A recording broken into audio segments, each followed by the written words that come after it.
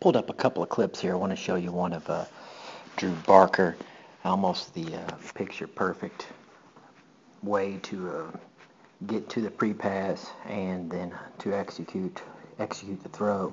I've got Reese Phillips on the top to compare a little bit. The first thing you want to see on the Barker on the pre-pass is notice that his plant foot, I'm hoping these lines line up correctly, but the plant foot is perpendicular to the target that he's throwing at. So they're perfectly perpendicular to his target. Also notice that the back heel is off the ground. That's telling us that he's got the weight being transferred. And then also notice that again both hands are still on the football. So you don't want that early separation from the front hand off the ball until that front target foot nearly hits the ground.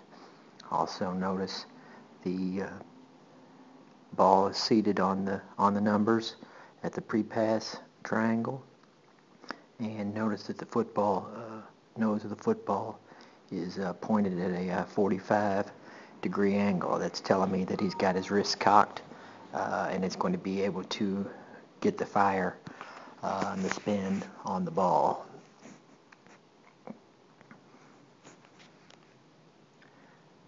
Now the next thing you want to see is the target foot.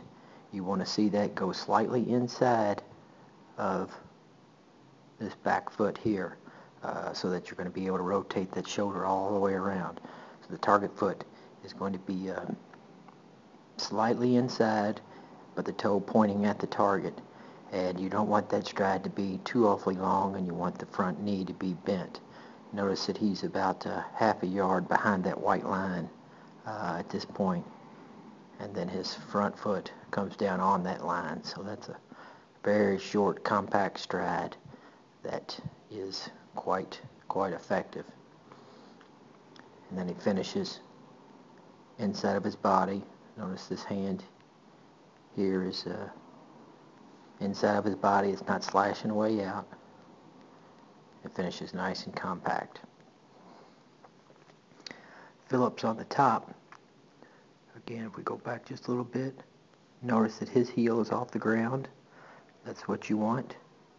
And the good pre-pass position. Elbow strong. Sitting on the shelf.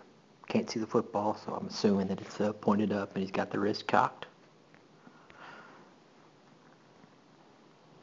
Now notice his stride is a little bit longer. That's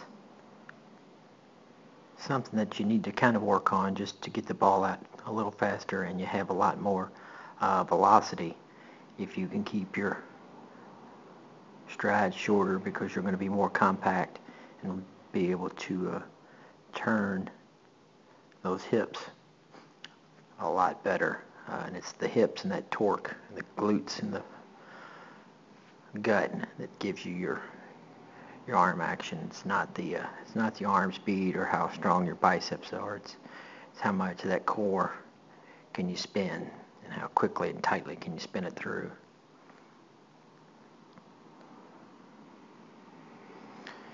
So that's Barker, and a little comparison with. Now let's see. Practice makes perfect here for Barker. We saw the practice shot. Let's see it in the game. Here we go. There's his drop. There's his drop. Now notice the front shoulder is turning towards the target. I call that camera B. So now his front shoulder is turning towards the target. Looks good. Appears this back foot is plant foot is perpendicular to his target, or where you want it. Short, compact throw again. No deep stride. Notice that target foot is about in front of the yard marker, but lands about just up and down, and puts the ball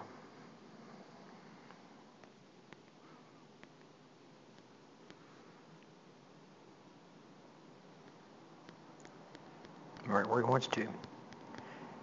That's good form. I'm excited.